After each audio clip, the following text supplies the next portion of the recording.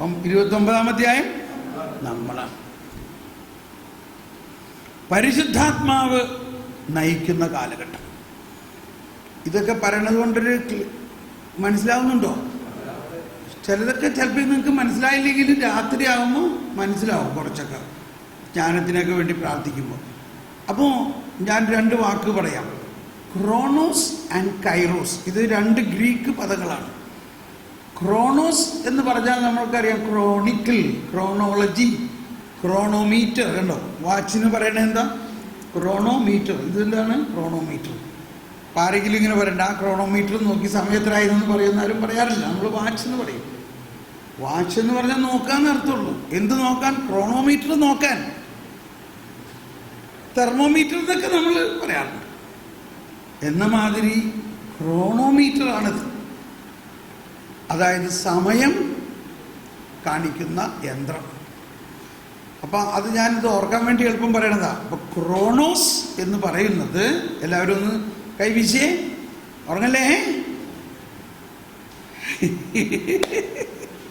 എനിക്ക് ഉറങ്ങല്ലേ എന്ന് പറയുമ്പോൾ അമ്മച്ചിമാർ 3 ദിവസം കിച്ചണടിച്ച് പോന്നേക്കാണ്. അവർക്ക് സുഖമായിട്ട്. എനിക്ക് ഭയങ്കര നല്ലൊരു ചിന്തയാണ് കേട്ടോ അത്. എനിക്ക് ഭയങ്കര നല്ലൊരു ചിന്തയായിട്ടാണ് തോന്നുന്നത്. 3 ദിവസം അവർക്ക് അടുക്കളയിൽ കയറണ്ട എന്നുള്ളതാണ് അവരുടെ ഏറ്റവും വലിയ സന്തോഷം.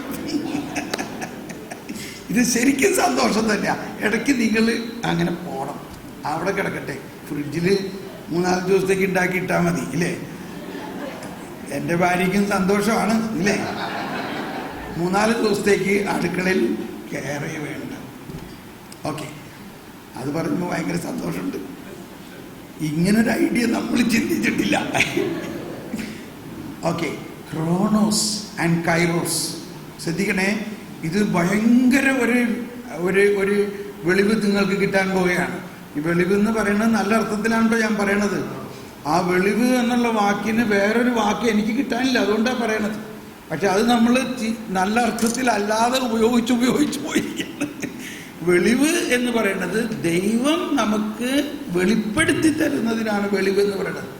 മനുഷ്യൻ തൻ്റെ സ്വന്തം ശക്തി കൊണ്ട് വെളിപ്പെടുത്തുന്നതിന് വെളിവെന്ന് പറയില്ല. ദൈവം വെളിപ്പെടുത്തുന്നതിന് അതാണ് വെളിപാട്, വെളിവിൻ്റെ ആത്മാവ്. ക്രോണോസ് എന്ന് പറഞ്ഞാൽ പഴയ നിയമ കാലഘട്ടത്ത് സമയാസ്പദമായി, ക്രോണോളജിക്കൽ, ഡേ ബൈ ഡേ അല്ലെങ്കിൽ കാലഘട്ടം അനുസരിച്ച് ആരംഭം മുതൽ നടന്നിട്ടുള്ള നിരവധി സംഭവങ്ങളാണ് ക്രോണോസ്. കൈറോസ് എന്ന് പറഞ്ഞാൽ ഒറ്റ സംഭവം. കൈറോസ് എന്ന വാക്കിൻ്റെ അർത്ഥം ഏറ്റവും സുപ്രധാനമായ ഒരേ ഒരു സംഭവം. ക്രോണോസ് എന്ന് പറഞ്ഞാൽ സമയാസ്പദമായി നടന്നിട്ടുള്ള നിരവധി സംഭവങ്ങൾ. മനസ്സിലായില്ലേ? എന്നാൽ സമയാസ്പദമായി. അപ്പോൾ നമ്മൾ നോക്കിയേ, നമ്മൾ മോശ അല്ലെങ്കിൽ ഉൽപ്പത്തി പുസ്തകം, പുറപ്പാട്, ഇങ്ങനെ അതെല്ലാം ക്രോണോസാണ്. സമയം വൺ ആഫ്റ്റർ അനദർ നടന്നിട്ടുള്ളതാണ്. 1 രാജാവ് 2 രാജാവ് ഇങ്ങനെ വന്നു. അത് കഴിഞ്ഞിട്ട് ഓരോ പ്രവാചകന്മാർ, ഒരു പ്രവാചകൻ വന്നു, പിന്നെ അടുത്തത്, ഇങ്ങനെ. ഇതെല്ലാം ക്രോണോസാണ്.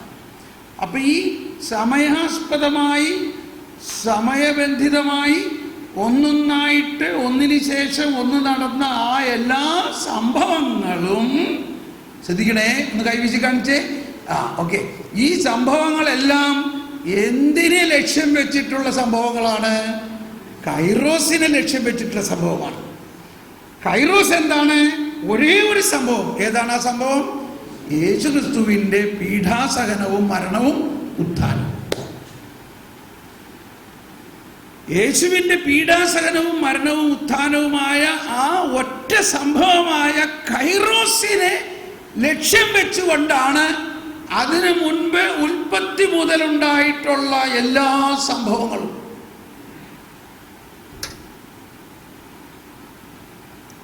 അപ്പോൾ ഇന്ന് നമ്മൾ ഈ പഴയ നിയമത്തിലെ ഏതൊരു ഭാഗം വായിക്കുമ്പോഴും ഉടനെ ചിന്തിക്കേണ്ടത് ആ സംഭവം ഈ കൈറോസുമായിട്ട് എങ്ങനെ ബന്ധപ്പെട്ടിരിക്കുന്നു എന്ന് മനസ്സിലാക്കിയപ്പോൾ മാത്രമേ അതിനർത്ഥമുള്ളൂ. അല്ലെങ്കിൽ ഒരു വചനം ആ വചനത്തിന് അതിൻ്റെതായിട്ടുള്ള ഒരു അക്ഷരാർത്ഥം ഇതിൽ ഉപയോഗിക്കാം. പക്ഷെ അതിനേക്കാൾ ഉപരി അതിൻ്റെ യഥാർത്ഥ അർത്ഥം വരുന്നത് ഇപ്പം നമ്മൾ കേട്ടു. യെശയ്യാ 42:19 പറയുന്നു, അവൻ എൻ്റെ ദാസനെ പോലെ ബധിരനായ ആരുണ്ട്, എൻ്റെ ദാസനെ പോലെ അന്ധനായ ആരുണ്ട്, അവൻ കണ്ടിട്ടും കാണുന്നില്ല, അവൻ കേട്ടിട്ടും കേൾക്കുന്നില്ല. ഇത് ആ ഷണ്ടനോട് ഫിലിപ്പോസ് ചോദിച്ചില്ലേ, നിനക്ക് മനസ്സിലാവുന്നുണ്ടോ ഇതെന്താ വായിക്കണേന്ന്? മനസ്സിലാക്കി തരാൻ ആരെങ്കിലും ഇല്ലാണ്ട് എങ്ങനെ മനസ്സിലാകണേ? ഇത് ഈ പ്രവാചകൻ അയാളെക്കുറിച്ച് പറയണതാണോ മറ്റൊരാളെക്കുറിച്ച് പറയണതാണോ? അപ്പോ ഫിലിപ്പോസ് പറഞ്ഞു, ഇത് കർത്താവിൻ്റെ ദാസനായ, കർത്താവിൻ്റെ ദാസൻ എന്ന് അവിടെ പറയുന്നതെല്ലാം ആരാണ്? യേശുക്രിസ്തുവിനെ കുറിച്ചാണ്. അപ്പൊ യേശുക്രിസ്തു അന്ധനായിരുന്നോ? ശരിക്കും അന്ധനായിരുന്നു. ഇത് പറയുമ്പോൾ നമുക്ക് ഇത്തിരി പ്രയാസം തോന്നണമായിരിയോ? അല്ലെങ്കിൽ എന്താണ് യേശുക്രിസ്തുവിനുണ്ടായിരുന്ന അന്ധത? എന്താണ് യേശുക്രിസ്തുവിനുണ്ടായിരുന്ന അന്ധത? എന്താണ് യേശുക്രിസ്തുവിനുണ്ടായിരുന്ന ബധിരത? ഇപ്പൊ നമ്മൾ പറഞ്ഞില്ലേ, നേരത്തെ ആരോ പറഞ്ഞില്ല, ഫരിസേയർ വന്നിട്ട് പറയുന്നുണ്ട്, ഇവള് വ്യഭിചാരത്തിൽ കണ്ടുകൊണ്ട് നിൽക്കെ പിടിച്ചതാണ് ഇവളെ. പക്ഷെ യേശു കേട്ടമായിരിക്കില്ല, യേശു കേട്ടിട്ടേ ഇല്ല അത് ഇല്ലേ? യേശു അവളെ അവിടെ ഇവര് കൊണ്ടുവന്നിട്ടിരിക്കുകയാണ്. യേശു കാണുന്നില്ലാത്ത മാതിരി, അവനൊന്നും മിണ്ടണില്ല. അപ്പൊ ഇവർക്ക് ദേഷ്യം വന്നുകൊണ്ടിരിക്കുകയാണ്. നിന്നോടല്ലേ പറഞ്ഞത് ഇവളെ വ്യഭിചാരിണിയാണെന്ന്, മനസ്സിലാവണല്ലേ പറഞ്ഞത്?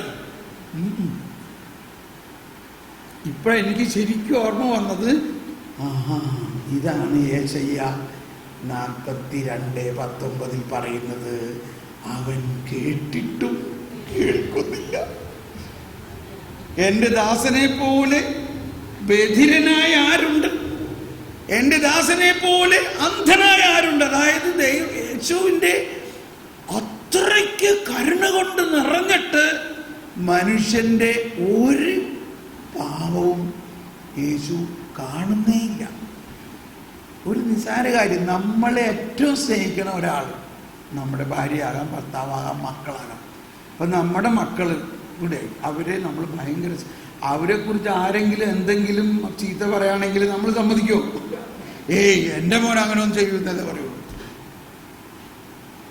മനസ്സിലാവുന്നുണ്ടോ? കാരണം നമ്മൾ അവരെ അത്രയ്ക്ക് സ്നേഹിക്കുകയാണ്.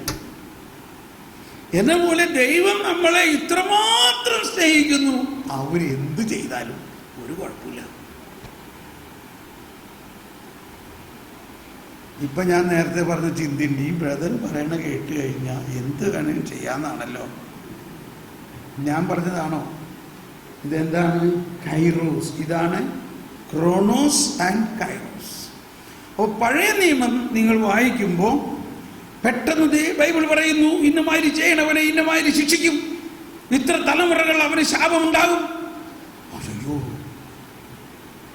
എന്ത് ചെയ്യും? അപ്പോൾ ഒരാൾ കൗൺസിലറുടെ അടുത്ത് പോയി സംസാരിച്ചോ പറയാണ്, ഈ കുടുംബത്തിലെ പ്രശ്നങ്ങൾക്കൊക്കെ കാരണം നിന്റെ തന്തയുടെ വീട്ടുകാരുടെയാണ്. ധ്യാനം കൂടി വന്നിട്ടുണ്ടായ കാര്യം ഇപ്പം എനിക്ക് മനസ്സിലായി. കൗൺസിലർ പറഞ്ഞു, ഈ പ്രശ്നങ്ങളുടെ എല്ലാം കാരണം നിങ്ങളുടെ ഭാര്യയുടെ കുടുംബത്തിലെ ചില പാരമ്പര്യ തകർച്ചകളും പൂർവ്വശാപമൊക്കെയാണ്.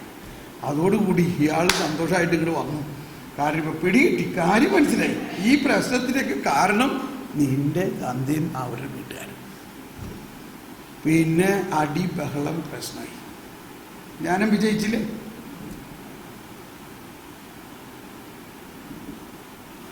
ഇതാണോ നവീകരണം?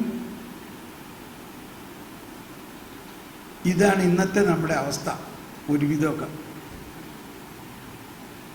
പക്ഷേ അപ്പോൾ അവിടെ ഒരു വചനം അങ്ങനെ എഴുതിയിരുന്നു, ബൈബിളിൽ പറയണോ, ബൈബിളിൽ എഴുതിയേക്കണോ, ഇതുണ്ട ഇത്ര വചനം. പക്ഷെ അവിടെ അതേത് കാലഘട്ടത്തിൽ ആരെ പ്രതി എന്തിനെ പ്രതി എഴുതിയിരിക്കുന്നതാണത്? മോശയുടെ കാലഘട്ടത്തിൽ, ഡിട്രോണമി നിയമാവർത്തന കാലഘട്ടത്തിൽ. അത് കഴിഞ്ഞിട്ട് എന്ത് സംഭവിച്ചു? ആ വചനവും ഇന്നും നമ്മളുമായിട്ടുള്ള കാലഘട്ടത്തിൻ്റെ മധ്യത്തിൽ എന്തെങ്കിലും സംഭവിച്ചോ? എന്തെങ്കിലും സംഭവിച്ചോ? എന്ത് സംഭവിച്ചു? യേശുക്രിസ്തു വന്നു. വന്നിട്ട് എന്ത് ചെയ്തു?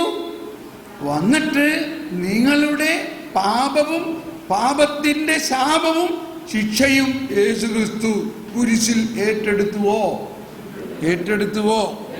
ഏറ്റെടുത്തു എങ്കിൽ പിന്നെ അത് നിങ്ങളിൽ എങ്ങനെ ബാധിക്കണേ?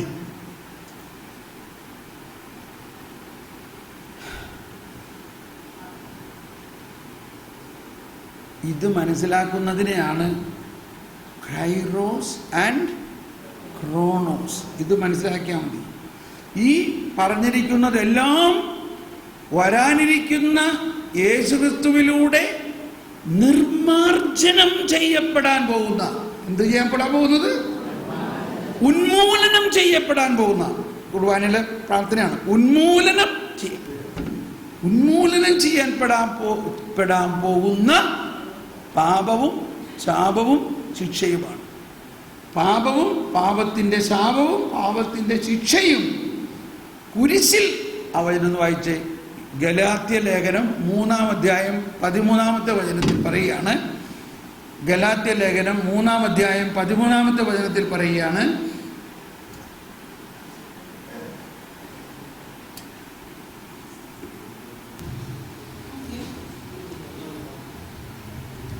മങ്ങിക്കൊണ്ടിരിക്കുന്ന തേജസ്സിന്റെ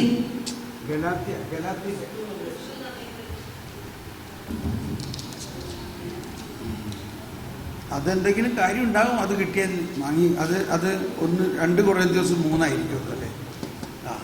ഗലാത്യ ലേഖനം 3:13 പറയുന്നത്, ക്രിസ്തു നമ്മെ പ്രതി ശപിക്കപ്പെട്ടവനായി തീർന്നുകൊണ്ട് നിയമത്തിന്റെ ശാപത്തിൽ നിന്ന് നമ്മെ രക്ഷിച്ചു.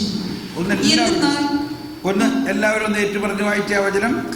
ക്രിസ്തു നമ്മെ പ്രതി ശപിക്കപ്പെട്ടവനായി തീർന്നുകൊണ്ട് നിയമത്തിന്റെ ശാപത്തിൽ നിന്ന് നമ്മെ രക്ഷിച്ചു. എന്തെന്നാൽ മരത്തിൽ തൂക്കപ്പെടുന്നവൻ ശപിക്കപ്പെട്ടവനാണെന്ന് എഴുതിയിരിക്കുന്നു. ക്രിസ്തു ഒന്നുകൂടി ഏറ്റുപറഞ്ഞ് വായിച്ചേ, അതൊന്ന് സ്വീകരിച്ചേ. ക്രിസ്തു നമ്മെ പ്രതി ശപിക്കപ്പെട്ടവനായി തീർന്നുകൊണ്ട് നിയമത്തിന്റെ ശാപത്തിൽ നിന്ന് നമ്മെ രക്ഷിച്ചു. എന്തെന്നാൽ മരത്തിൽ തൂക്കപ്പെടുന്നവൻ ശപിക്കപ്പെട്ടവനാണെന്ന് എഴുതിയിരിക്കുന്നു. ക്രിസ്തു ഏറ്റെടുത്തത് നമ്മുടെ പാപം മാത്രമല്ല, പാപത്തിന്റെ ശാപവും ഏറ്റെടുത്തു എന്ന് ആണ് നമ്മൾ വിശ്വസിക്കുന്നത്. ഇപ്പോൾ യേശുക്രിസ്തുവിൽ വിശ്വസിക്കുന്നു എന്ന് പറഞ്ഞാൽ ഇതാണ് യേശുക്രിസ്തുവിൽ വിശ്വസിക്കുന്നത്. അപ്പോൾ ഒരാൾ പറയുകയാണില്ല, അതിന് ഇത്ര തലമുറകൾ വരെ പ്രശ്നമുണ്ട്, അതിന് ഇന്ന മാതിരി പരിഹാരം ചെയ്യുമ്പോൾ ഇതൊക്കെ ആവുള്ളൂ എന്ന് പറയുമ്പോൾ വാസ്തവത്തിൽ ഈ മാമോദീസ മുങ്ങിയതുകൊണ്ട് വല്ല പ്രയോജനം ഉണ്ടായപ്പോൾ അതിൻ്റെ അർത്ഥം ആ വ്യക്തി മാമോദീസായിൽ വിശ്വസിക്കുന്നില്ല. ആ വ്യക്തി യേശുക്രിസ്തുവിലൂടെ നടന്ന ഈ രക്ഷാകര സംഭവത്തിൻ്റെ ഉള്ളടക്കം കഴമ്പ്, അപ്പൊ പേട്ടത്തേങ്ങയാണെന്ന് അർത്ഥം. മനസ്സിലായ? പേട്ടത്തേങ്ങ, കഴമ്പുള്ള തേങ്ങ എന്നുള്ളതിൻ്റെ അർത്ഥം.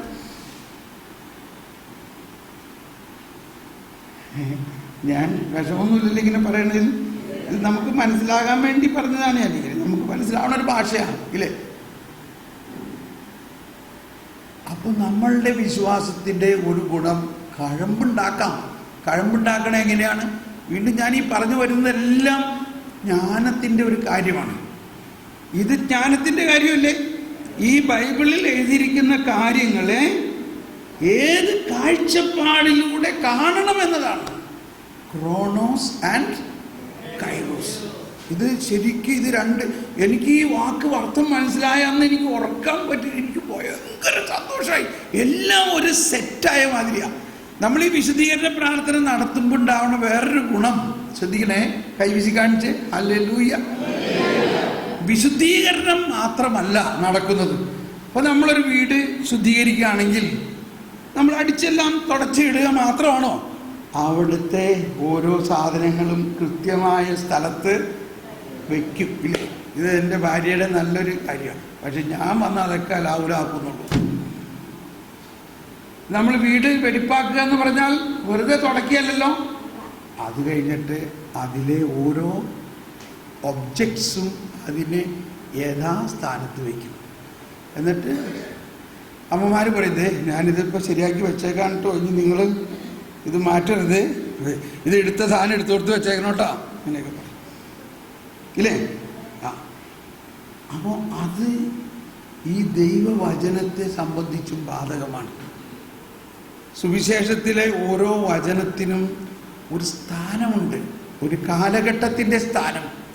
രക്ഷാകര പദ്ധതിയുമായിട്ട് ഏത് കാലഘട്ടത്തിൽ എവിടെ എപ്പോൾ അത് ബന്ധപ്പെട്ടിരിക്കുന്നു എന്നുള്ളത് ഇതൊക്കെ ഈ വിശദീകരണ പ്രാർത്ഥന നടത്തി കഴിയുമ്പോൾ നമ്മുടെ ഉള്ളിൽ ഒരു സെറ്റിംഗ് ഒരു ക്രമീകരണം വരും. നമുക്ക് ഒരു ക്രമീകരണം വരും. അതാണ് എനിക്ക് ഭയങ്കര ഒരു സന്തോഷം. അപ്പോൾ ക്രോണോസ് ആൻഡ് കൈറോസ് എന്നത് മനസ്സിലായി കഴിയുകയും ഈ പഴയ നിയമത്തിൽ പറഞ്ഞിരിക്കുന്ന നിരവധി സംഭവങ്ങൾക്ക് കർത്താവ് ഈശോ മിശിഹായുടെ പീഡാസഹനവും മരണവും പുനരുത്ഥാനവുമായിട്ട് ബന്ധമുണ്ടെന്നും അതിൻ്റെ ബന്ധം എവിടെയാണെന്ന് പഠിക്കണം. അതിനാണ് ബൈബിൾ പഠിക്കേണ്ടത്. അപ്പോൾ നമ്മുടെ ബൈബിളിൽ തന്നെ ഞാൻ നാളെ മറ്റന്നാളോ അതൊന്നും പഠിപ്പിക്കാം, എങ്ങനെ ബൈബിൾ വായിക്കണം എന്നുള്ളത് കേട്ടോ. അത് എന്നൊന്ന് ഓർമ്മിപ്പിച്ചോ മറന്നു പോകുകയാണെങ്കിൽ. അങ്ങനെ നിങ്ങൾ ബൈബിൾ പഠിക്കണം. അത് തന്നെ നിങ്ങളുടെ പ്രാർത്ഥനാ ഗ്രൂപ്പിൽ ഒരു പഠന പദ്ധതിയാക്കി അയച്ചാലും കുഴപ്പമില്ല. ബൈബിൾ എങ്ങനെ വായിക്കണം, എങ്ങനെ പഠിക്കണമെന്ന് മനസ്സിലായി കഴിഞ്ഞാൽ തന്നെ ഒരുപാട് കാര്യം മനസ്സിലാവും. ഓക്കെ, അപ്പോൾ നമ്മളുടെ ഇപ്പോൾ സബ്ജക്റ്റ് ജ്ഞാനത്തെക്കുറിച്ചാണോ ഞാൻ പറയണത്. പക്ഷേ ജ്ഞാനത്തെക്കുറിച്ച് പറയുമ്പോൾ എപ്പോഴും ഇങ്ങനെ പോവുകയാണ് പല ഡയറക്ഷനിൽ. അതുകൊണ്ട് കുഴപ്പമില്ല, അത് നിങ്ങൾ ഓരോരുത്തരുടെയും ഹൃദയം അറിയുന്ന പരിശുദ്ധാത്മാവ് നയിക്കുന്നതാണ്. അപ്പോൾ നമ്മൾക്ക് ദൈവത്തിൻ്റെ ജ്ഞാനത്തിന് വേണ്ടി പ്രാർത്ഥിക്കുമ്പോൾ ഇങ്ങനെ ഒരുപാട് കാര്യങ്ങൾ നമുക്ക് മനസ്സിലാവും. ഇനി ഞാൻ കുറച്ചും കൂടി ഈ ജ്ഞാനത്തിൻ്റെ പ്രാർത്ഥനയെക്കുറിച്ചൊന്ന് പറഞ്ഞോട്ടെ. ഇത് എൻ്റെ വ്യക്തിപരമായ അനുഭവമാണ്. ഞാൻ വിവാഹം കഴിക്കുന്നതിന് മുമ്പേ തന്നെ ജ്ഞാനത്തിനോട് എനിക്ക് ഭയങ്കര പ്രേമമായിരുന്നു. അതെങ്ങനെ വന്നെന്നുള്ളത് പരിശുദ്ധാത്മാവിനെ അറിയുള്ളൂ. ഞാനൊരു എൻജിനീയറായി ജോലി ചെയ്യുമ്പോഴെല്ലാം എനിക്ക് ഭയങ്കര കഴിവുകളാണ്. എന്ത് കാര്യം ആർക്കും ചെയ്യാൻ പറ്റില്ലെങ്കിൽ തോമസ് പോളോട് പറഞ്ഞാൽ മതി എന്ന് ഒരു ഫ്രേസാണ് അവിടെ. അപ്പം അങ്ങനെ ഇരിക്കുമ്പോൾ ജർമ്മനിയിൽ നിന്ന് ഒരു മെഷീൻ വന്നു. ഞാൻ അന്ന് Tata iron and steel company Jamshedpur ജോലി ചെയ്യാം.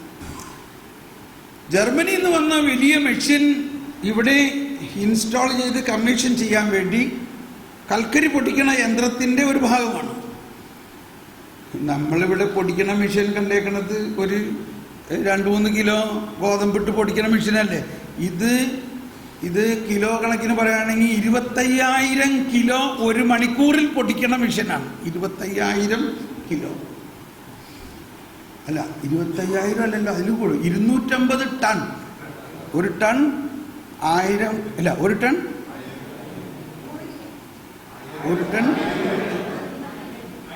1000 കിലോ ആണ്. അപ്പോൾ വെച്ച് നോക്കിക്കോ. ഓ, എന്തോ രാജാന ബാഹുവായ മെഷീൻ. എനിവേ, അതിൻ്റെ ഈ ഒരു ഭാഗം ഒരു കപ്ലിംഗ് എന്ന് പറയും, ആ മോട്ടോറുമായിട്ട് ഘടിപ്പിക്കുന്ന ഭാഗം. ഇത് ജർമ്മനിൽ നിന്ന് വന്നു, ജർമ്മൻ എഞ്ചിനീയർ വന്നു. ആ ജർമ്മൻ എഞ്ചിനീയറുമായിട്ട് സഹായിക്കാൻ എന്നെ ഒരു ഇന്ത്യൻ എഞ്ചിനീയറെ കൂടെ ചേർത്തു. ഞങ്ങൾ രണ്ടുപേരും കൂടി ആത്മാർത്ഥമായിട്ട് 1 മാസത്തോളം പണിതു. 15 ദിവസം കൊണ്ട് പണി തീർന്നു. എന്നിട്ട് ഇത് പ്രവർത്തനം ചെയ്യാൻ വേണ്ടി ഓരോ ട്രയലുകൾ നടത്തിയിട്ട് ഇത് പ്രവർത്തനമാകുന്നില്ല. എന്ത് ചെയ്തിട്ടും ഇത് സംഭവം കറങ്ങണില്ല.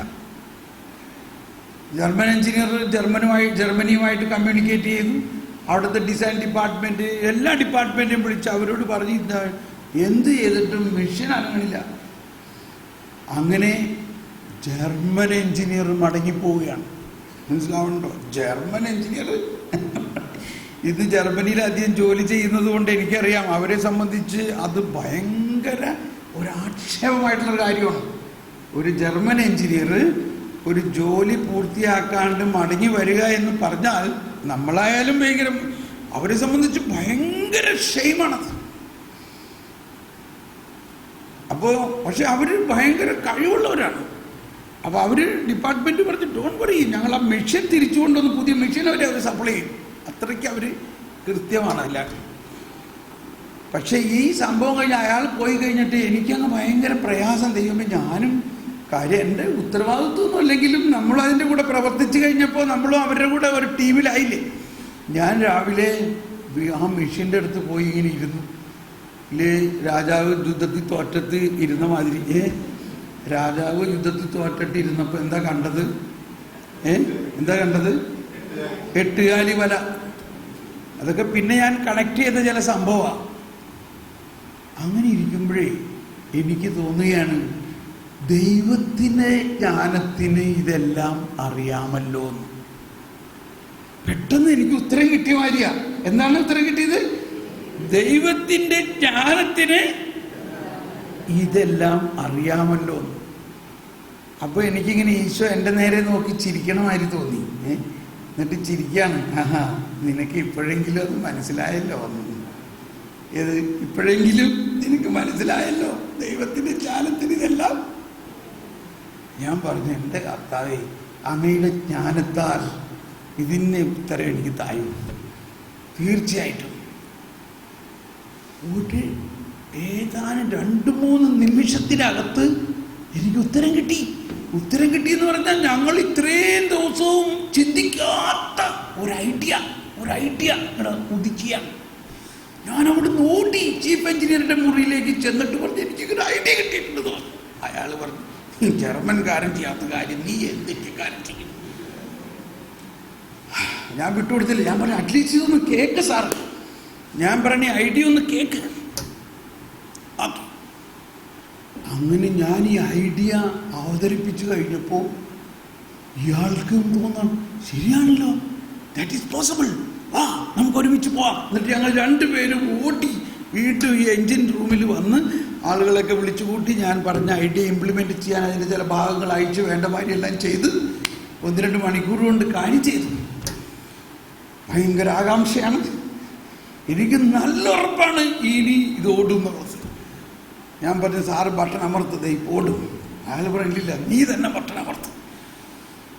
അങ്ങനെ ഞങ്ങൾ കുറേ നേരം അങ്ങനെ തല്ലുപിടിച്ച് അവസാനം എന്നെ കൊണ്ട് തന്നെ ബട്ടൺ അമർത്തിച്ചു.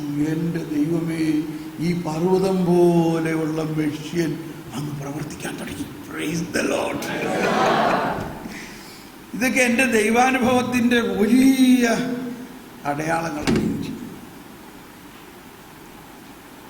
ഞാൻ ആലോചിക്കുകയാണ്, ഇത്രയും ദിവസം ഒരു ജർമ്മൻ ജീനിയസ് എഞ്ചിനീയറും ഞങ്ങളൊക്കെ പ്രവർത്തിച്ചിട്ട് കിട്ടാഞ്ഞ കാര്യം ദൈവത്തിൻ്റെ ജ്ഞാനത്തിന് 1 മിനിറ്റ് കൊണ്ട് നമുക്ക് പറഞ്ഞു തരാൻ സാധിച്ചു. ഈ വിവരം ജർമ്മനിയിൽ അറിഞ്ഞപ്പോൾ അവരങ്ങ് ഭയങ്കര ആകാംക്ഷ, ഇത് എങ്ങനെ സംഭവിച്ചു, എന്തിനു പറയണേ. 2-3 ദിവസം കഴിഞ്ഞപ്പോൾ ഈ ജർമ്മൻകാരൻ മടങ്ങി വന്നിരിക്കുന്നു. അയാൾക്കിത് പഠിക്കണം, എങ്ങനെ ഇത് സംഭവിച്ചു. അപ്പോൾ അത് വിവരിച്ച് കൊടുത്തു കഴിഞ്ഞപ്പോൾ അയാൾക്ക് പിന്നെ എന്നെ ജർമ്മനിയിൽ കൊണ്ടുപോയി ജോലിയൊക്കെ തരാനൊക്കെ വന്നതാണ്. പിന്നെ ഞാൻ പോയില്ല. അന്ന് എനിക്കിവിടെ ഒരു ബോണ്ട് ഉണ്ടായിരുന്നു ഇന്ത്യൻ കമ്പനിയുമായിട്ട്. അതൊരു ഇംഗ്ലീഷ് കമ്പനി ആയിരുന്നു അന്ന്. എനിവേ, അപ്പോൾ അതിന് ശേഷം എനിക്ക് പ്രൊമോഷൻ കിട്ടി, എനിക്ക് കാശ് കിട്ടി, എനിക്ക് ജോലി കൂടുതലായി. എന്നെ ആൾക്കാരെല്ലാം അന്വേഷിച്ച് നടക്കാൻ തുടങ്ങി. എവിടെ എന്ത് പ്രോബ്ലം ഉണ്ടോ തോമസ് പോളിനെ വിളിച്ചു. എന്നാൽ എനിക്ക് ഒന്നും അറിയാത്ത കാര്യങ്ങളായിരിക്കും അതെല്ലാം. പക്ഷേ എനിക്ക് ഒന്നറിയാം. എന്തറിയാം? എല്ലാം അറിയുന്ന ജ്ഞാനമായ ദൈവം എൻ്റെ കൂടെ ഉണ്ട്, പറഞ്ഞു തരും.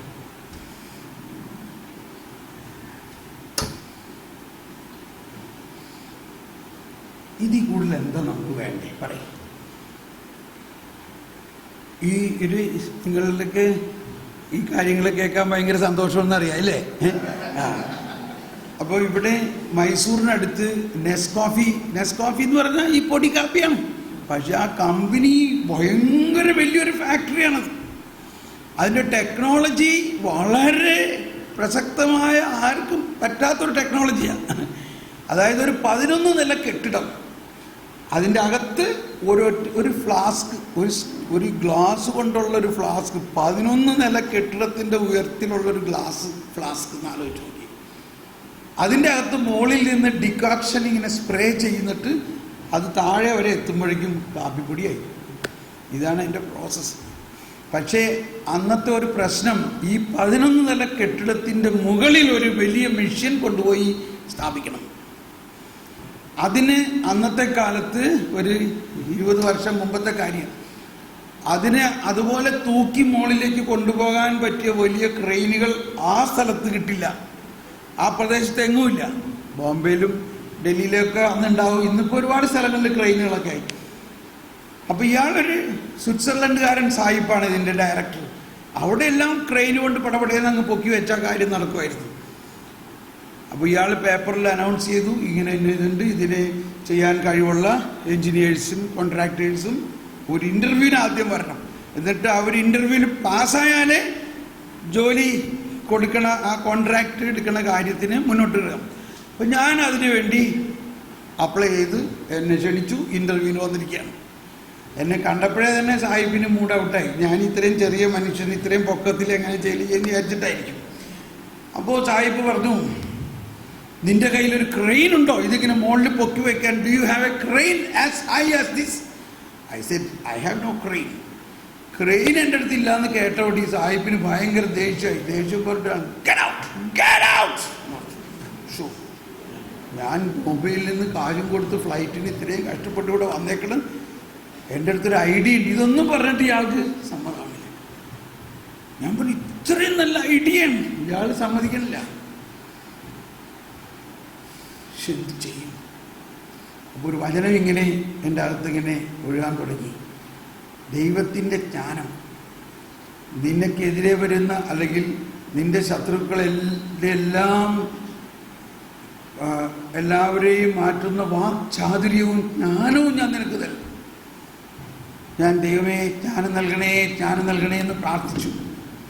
അപ്പം ജ്ഞാനം വന്നിട്ട് പറയും, ഞാൻ പറഞ്ഞു നീ ഒരു സെൻറ്റൻസ് കൂടി എനിക്ക് പറയാൻ അനുവാദം തരും, please give me time for 1 sentence. അയാൾ പറഞ്ഞു ഓക്കെ സ്പീക്ക്. ദേഷ്യപ്പെട്ടിട്ടാണ്. എന്നിട്ട് ഞാൻ പറഞ്ഞത് അപ്പോഴും എനിക്ക് അറിഞ്ഞൂടെ ഞാൻ എന്താ പറയാൻ പോണേന്ന് കേട്ടോ. പക്ഷെ ഇത്ര അറിയാം, എന്തോ പരിശുദ്ധാത്മാവ് എന്നിലൂടെ പറയാൻ പോവുകയാണ്. ദൈവത്തിൻ്റെ ജ്ഞാനം ഇവനെ തകിടം മറിക്കാൻ പോവുകയാണെന്നറിയാം. കാരണം ഈ ആശയം മാനുഷിക ബുദ്ധിക്ക് അതീതമാണത്, ഞാൻ പറയാൻ പോണ ആശയം. പക്ഷേ ആ ആശയമൊന്നും പറഞ്ഞിട്ട് ഇയാളോട് പ്രയോജനമില്ല. ഇനി ഇയാളെ മനസ്സിലാക്കണ ഒരാശയത്തിലേക്ക് ജ്ഞാനം കൊണ്ടുവരികയാണ്. ജ്ഞാനം പറയുകയാണ്. എന്നിട്ട് ഞാൻ പറയും ഒരു സെൻറ്റൻസ് കൂടി പറയാൻ അനുവാദം തരണമെന്ന് പറയാൻ പറഞ്ഞപ്പോൾ എൻ്റെ വായെന്ന് വന്നത് ഇങ്ങനെയാ. ഞാൻ പറയാണ്, we are Indians, we built Taj Mahal without crane. ഞങ്ങൾ താജ്മഹൽ ഉണ്ടാക്കിയത് ക്രെയിൻ കൊണ്ടല്ല. ഇതുമായിട്ട് യാതൊരു ബന്ധമില്ല. പക്ഷെ അയാൾക്ക് എളുപ്പം മനസ്സിലായി, ഞങ്ങൾ താജ്മഹൽ ഉണ്ടാക്കിയത് ക്രെയിൻ കൊണ്ടല്ല. ശരിയല്ലേ? എളുപ്പം മനസ്സിലായി.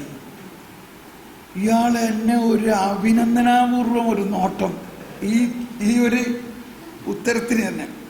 എന്നിട്ട് പറഞ്ഞു പ്ലീസ് സിറ്റ് ഡൗൺ, ഇരിക്കേ. അവരൊക്കെ ചില കാര്യത്തിൽ ഭയങ്കര ഡീസൻ്റാണ്. അയാൾ പറഞ്ഞു ഞാൻ നിനക്ക് വേണ്ടി ഒരു കാപ്പി ഞാൻ തന്നെ ഉണ്ടാക്കിക്കൊണ്ടുവരാൻ പോവാണ്. കണ്ടോ അയാളുടെ വെൽക്കം ഇതാണ്. നെസ്കോഫി കമ്പനിയുടെ ചീഫ് ഡയറക്ടർ എനിക്ക് വേണ്ടി നെസ്കോഫി ഉണ്ടാക്കി കൊണ്ടുവരികയാണ്. എന്നിട്ട് പറയും നീ പറയ് എന്താണ് നിന്റെ ഐഡിയ? ഞാൻ പറഞ്ഞേ അത് ഞാൻ പറയൂല.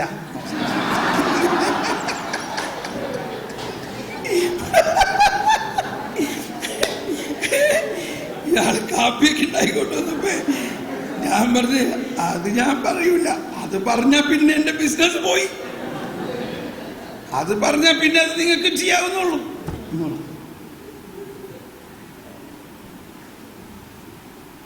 അപ്പോൾ അയാൾക്ക് അതിലും കുറച്ച് സന്തോഷമായി. അപ്പോൾ അയാൾ പറഞ്ഞു യു ആർ റൈറ്റ്, പക്ഷേ ഞാനാണ് ഇതിൻ്റെ ചീഫ്. നീ ചെയ്യാൻ പോണ കാര്യം എന്താണെന്ന് ഞാൻ അറിയാണ്ടത് അനുവദിക്കാൻ പറ്റില്ലല്ലോ. പക്ഷെ ഞാൻ നിനക്ക് ഗ്യാരണ്ടി ചെയ്യാം, നിന്റെ ഐഡിയ അക്സെപ്റ്റബിൾ ആണെങ്കിൽ, അല്ലെങ്കിൽ നീ പറയുന്നത് ഞാൻ വേറൊരാളോടും അത് ഷെയർ ചെയ്യില്ല അല്ലെങ്കിൽ കോപ്പി ചെയ്യാൻ അനുവദിക്കില്ല എന്ന് ഞാൻ ഗ്യാരണ്ടി ചെയ്യാം, എഴുതി തരാമെന്നൊക്കെ പറഞ്ഞു. ഞാൻ എഴുതിയൊന്നും തരണ്ട, ഐ ബിലീവ് ഇറ്റ്. ഞാനൊരു കാര്യം പറഞ്ഞതേ ഉള്ളൂ. അങ്ങനെ ഇരുന്ന് ഞാൻ പറഞ്ഞത് മുഴുവൻ ഇയാൾ കേട്ട് കഴിഞ്ഞപ്പോഴേ ഇയാളങ്ങ് ചാടി എഴുന്നേറ്റിട്ട് ഇയാൾക്ക് ഭയങ്കര സന്തോഷമായി. എന്നെ പിടിച്ചങ്ങ് പൊക്കിയെടുത്തിട്ട് yes you must do it, നിനക്ക് എൻ്റെ കയ്യിൽ ഈ പ്രോജക്റ്റിനുള്ള സകല പൈസ ഞാൻ തന്നേക്കാം.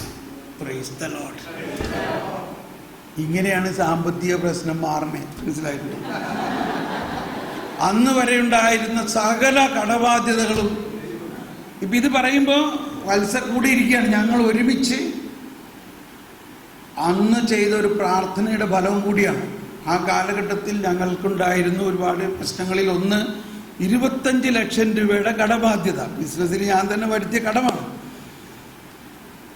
പക്ഷേ ഒരു ദിവസം ഇങ്ങനെ വചനം വായിക്കുമ്പോൾ ഒരു വചനം ഇങ്ങനെ തുറിച്ച് നോക്കുകയാണ്. ഈ എക്സ്പ്രഷൻ മനസ്സിലാവുന്നുണ്ടല്ലോ. വചനം തുറിച്ച് നോക്കുക എന്ന് പറഞ്ഞതിൻ്റെയൊക്കെ പറയാണ്, നിങ്ങൾ രണ്ടുപേർ ഒരുമയോടെ ചോദിക്കുന്ന എന്ത് കാര്യവും എൻ്റെ സ്വർഗ്ഗസ്ഥനായ പിതാവ് നടത്തി തരും. ആഹാ, അപ്പോൾ ഞങ്ങൾക്ക് ഇത്തിരി ഒരുമക്കുറവൊക്കെ ഉണ്ടായിരുന്നു. ഒരുമക്കുറവ് വേറൊന്നുമല്ല, വത്സ കല്യാണം കഴിച്ചത് നല്ലൊരു എഞ്ചിനീയറാണ്. വഴി ഇയാൾ ജോലിയൊക്കെ വിട്ട് കർത്താവിൻ്റെ വേലയ്ക്ക് ഇറങ്ങിയിട്ടുണ്ട്. അത് ചോദിച്ചൊന്നുമില്ല, കർത്താവിനോട് മാത്രമേ ചോദിച്ചുള്ളൂ. അപ്പോൾ അതിൽ ഞങ്ങളൊരു ഒത്തുതീർപ്പിലെത്തിയോടുകൂടി ഒരുമയായി. അതാണ് നമ്മളുടെ പ്രാർത്ഥനയുടെ വേറൊരു വിഷയം. അങ്ങനെ ഞങ്ങൾ കർത്താവിന് ഒരു കത്തെഴുതി. അങ്ങയുടെ മക്കളായ വത്സയും തോമാസും ഈ താഴെ പറയുന്ന കാര്യങ്ങൾ അങ്ങ് അരുളി ചെയ്തിരിക്കുന്ന ഈ വചനമനുസരിച്ച് എഴുതുന്നു, ഒരുമയോടെ എഴുതുന്നു. ഏത് വചനം അനുസരിച്ച്? മത്തായി 18:19 പറയുകയാണ്, നിങ്ങൾ രണ്ടുപേർ ഒരുമയോടെ ചോദിക്കുന്ന എന്ത് കാര്യവും എൻ്റെ സ്വർഗ്ഗസ്ഥനായ പിതാവ് നിങ്ങൾക്ക് ചെയ്തു തരും. ഒരു ബ്ലാങ്ക് ചെക്ക് കിട്ടിയേക്കണം വരില്ലേ? ഭയങ്കര ഒരു കണ്ടുപിടുത്തമായിരുന്നു അത്. ആ വചനം ഉദ്ധരിച്ചുകൊണ്ട് ഞങ്ങൾ രണ്ടുപേരും ഇതങ്ങ് എഴുതി. ആദ്യം തന്നെ എഴുതി 25 ലക്ഷം രൂപ ഉടനെ വേണം ഈ കടബാധ്യതകളെല്ലാം തീരാൻ. അങ്ങനെ ഓരോന്നായിട്ടെല്ലാം എഴുതി. അത് കഴിഞ്ഞപ്പോഴാണ് ഈ സായിപ്പുമായിട്ടുള്ള ഈ ഇടപാട്. ഇത് 25 അതിലും കൂടുതൽ കാശ് കിട്ടി 10 മാസം കൊണ്ട്. ഈ ഭാരത ചരിത്രത്തിൽ ഇങ്ങനെ ഉണ്ടാവില്ല. ഒരു കോൺട്രാക്ടിങ് കമ്പനി ഒരു ബില്ല് കൊടുത്തു. ഇപ്പം ഞാൻ ഒരു ബില്ല് കൊടുത്തു കഴിഞ്ഞപ്പോൾ ഇയാൾ ആ ബില്ല് വലിച്ചെറിഞ്ഞ് കളഞ്ഞേക്കണം. അത് ഇവിടെ നടക്കാറുണ്ട്. എന്നിട്ട് പറയാണ്, നീ ഇതിൽ നല്ല ജോലി ചെയ്തത് കൊണ്ട് നിനക്ക് ഇതിൽ കൂടുതൽ പൈസ കിട്ടാൻ അർഹതയുണ്ട്, അതുകൊണ്ട് ഈ ബില്ല് മാറ്റി നീ കൂട്ടി എഴുതി കൊണ്ടുവരാൻ. എവിടെയെങ്കിലും കേട്ടിട്ടുണ്ട? ഇവിടെ ഒരു ബില്ല് കൊടുത്തു കഴിഞ്ഞാൽ എങ്ങനെയെങ്കിലും മുറിച്ച് ഈ സായിപ്പ് പറയാണ്, you have done good work, therefore you have the right to get more money. നീ നല്ല ജോലി ചെയ്തിരിക്കുന്നത് കൊണ്ട് നിനക്ക് ഇതിൽ കൂടുതൽ പൈസ കിട്ടാൻ നിനക്ക് അർഹതയുണ്ട്, അതുകൊണ്ട് ഇത് മാറ്റി കൂട്ടി എഴുതി കൊണ്ടുവരാൻ. ആദ്യം ഇത് വലിച്ചെറിഞ്ഞപ്പോൾ ഞാനിത്തിരി പേടിച്ചു പോയി. ഇതാണ് ഈ കർത്താവ് ഇടയ്ക്കൊന്ന് പേടിപ്പിക്കുന്ന ആളാണ് ഇങ്ങനെയുള്ള കാര്യത്തിന്, നിസാര കാര്യം. അത് കഴിഞ്ഞിട്ട് പറയാം. അതുപോലെ തന്നെ ഞാൻ ഈ വ്യക്തിപരമായ പ്രാർത്ഥനയുടെ ഒരു എഫക്റ്റ്, ഈ സാമ്പത്തിക എഫക്റ്റ് പറഞ്ഞാൽ എളുപ്പം മനസ്സിലാവണത്, അതുകൊണ്ട് പറയണത്.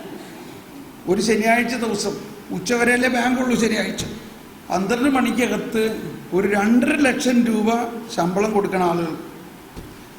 എൻ്റെ അടുത്ത് ഒരു കാശുമില്ല, ബാങ്കിൽ കാശുമില്ല, എങ്ങൊന്നും കാശ് കിട്ടാൻ ഉള്ള സാധ്യതയില്ല. രാവിലെ ഈ വ്യക്തിപരമായ പ്രാർത്ഥനയിൽ എന്നിൽ വസിക്കുന്ന ത്രിത്വൈക ദൈവത്തിനോട് ഞാനിത് സമർപ്പിച്ചു. ദൈവമേ, ഇന്ന് ഇത്രയും ആളുകൾക്ക് ശമ്പളം കൊടുക്കണം, അവരുടെ വീട്ടുകാര്യമാണ്, അവരുടെ കുടുംബക്കാര്യമാണ്, അവർക്ക് റേഷൻ കടയിലും മക്കൾക്ക് ഫീസും വാടകയൊക്കെ കൊടുക്കേണ്ട കാര്യമാണ്. പക്ഷെ എൻ്റെ അടുത്ത് പൈസ ഇല്ല, നീ എങ്ങനെയെങ്കിലും എനിക്കിത് ക്രമീകരിച്ച് തരണം. പേഴ്സണൽ പ്രേയർ അതൊക്കെ ഞാനിതിനകത്ത് ആഡ് ചെയ്തിട്ടുണ്ട്. സാമ്പത്തിക പ്രശ്നങ്ങളൊക്കെ നമ്മളിൽ വസിക്കുന്ന കർത്താവിന് സമർപ്പിക്കാൻ. ശനിയാഴ്ച ദിവസം ഞാൻ 9 മണിയായപ്പോൾ ഈ ഫാക്ടറിയിൽ ചെന്നു. അപ്പോൾ ഞാനിങ്ങനെ നടക്കണത് ഈ സായിപ്പ് ജനാലയ്ക്ക് കൂടി കണ്ടിട്ട് എന്നെ ഒരു പ്യൂണിനെ വിളിപ്പിച്ചിട്ട് ചോദിക്കുകയാണ്, നിന്റെ മുഖം എന്താ ഇങ്ങനെ മ്ലാനവദനായിട്ടിരിക്കുന്നത്? Why are you sad? ഇത് എൻ്റെ മുഖത്തിൻ്റെ സാഡ്നെസ് 2 ഫർലോങ്ങിൽ അല്ലെങ്കിൽ 1 ഫർലോങ് ദൂരത്തിൽ ഓഫീസിൽ ആൾ കണ്ടു. എന്നിട്ട് എന്നെ വിളിപ്പിച്ചിരിക്കുകയാണ്. എന്നിട്ട് പറയാണ്, എനിക്കറിയാം നിന്റെ കയ്യിൽ പൈസ ഇല്ല. ഇത് ഇടയ്ക്കിടയ്ക്ക് എൻ്റെ ഭാര്യയും പറയാറുള്ള കാര്യമാണ്. മുഖം കണ്ടിട്ട് മനസ്സിലാവുന്നുണ്ടല്ലോ പോക്കറ്റിൽ പൈസ ഇല്ലാന്ന് എന്ന് പറഞ്ഞ മാതിരി ഇയാൾ പറയാണ്, don't worry, sit down, I will make A coffee for you. എന്നിട്ട് കൃഷ്ണമൂർത്തി അവിടുത്തെ clerk, write a check of 2.5 lakh rupees to Thomas Paul. We will adjust in the next bill. 2.5 ലക്ഷം രൂപ ഇവന് വേഗം കൊടുക്കുക, അടുത്ത ബില്ലിൽ നമുക്ക് അത് തട്ടിക്കഴിക്കാം. എന്ത് ഒരു ബില്ലുമില്ല, ഒന്നുമില്ല, 2.5 ലക്ഷം രൂപ ചുമ്മാ കൊടുക്കുന്നു. ഞാനങ്ങേ ദൈവമേ നിന്റെ പരിപാലന എന്ന് പറയണത്, പരിപാലന എന്ന് പറയണത് അതാണ്. ഇത് നമ്മളൊരു കള്ളത്തരം ചെയ്തതല്ല, മറ്റുള്ളവർ തരാനുണ്ടായിരുന്ന കാശ് കിട്ടിയിട്ടില്ല. അപ്പോൾ ഞാൻ ഈ ജ്ഞാനത്തിന് വേണ്ടി പ്രാർത്ഥിക്കുമ്പോൾ എല്ലാം ക്രമീകരിക്കപ്പെടും എന്ന് പറയാൻ വേണ്ടിയാണ് ഇതെല്ലാം പറഞ്ഞത്. അങ്ങനെ 11 മണിക്ക് ചെക്ക് കിട്ടി, 12 മണിക്ക് ക്യാഷ് കിട്ടി. ഇതുപോലെ അപ്പം ഞാനീ പറഞ്ഞു വരുന്നത്, പണ്ടേ മുതൽ ഞാനിങ്ങനെ ജ്ഞാനത്തിനോട് ഭയങ്കര സ്നേഹമായിരുന്നു. കല്യാണം കഴിക്കുന്നതിന് മുമ്പത്തെ കാര്യമാണ് ഈ ജാംഷഡ്പൂരിലൊക്കെ നടന്നത് പറഞ്ഞത്. കല്യാണം കഴിച്ച ഉടനെ ഞാൻ പറഞ്ഞു, നമ്മൾക്കൊരു മകളുണ്ടാകുമ്പോൾ അവൾക്ക് ജ്ഞാനം എന്ന് പേരിടണമെന്ന് പറഞ്ഞു. ജ്ഞാനം. അപ്പോൾ ഭാര്യയ്ക്ക് അതൊരിത്തിരി ഫണ്ണി ആയിട്ട് തോന്നി, ഇല്ലേ, ജ്ഞാനമ്മന്നോ അതൊക്കെ വിളിക്കുന്നത്. അങ്ങനെ ഞങ്ങളൊരു ഒത്തുതീർപ്പിലെത്തിയിട്ട് വിദ്യ എന്ന് പേരിട്ടു. വിദ്യ ജ്ഞാനം തന്നെയല്ലേ, അതാണ് ഞങ്ങളുടെ മകളുടെ പേര്, വിദ്യ എന്നാണ്.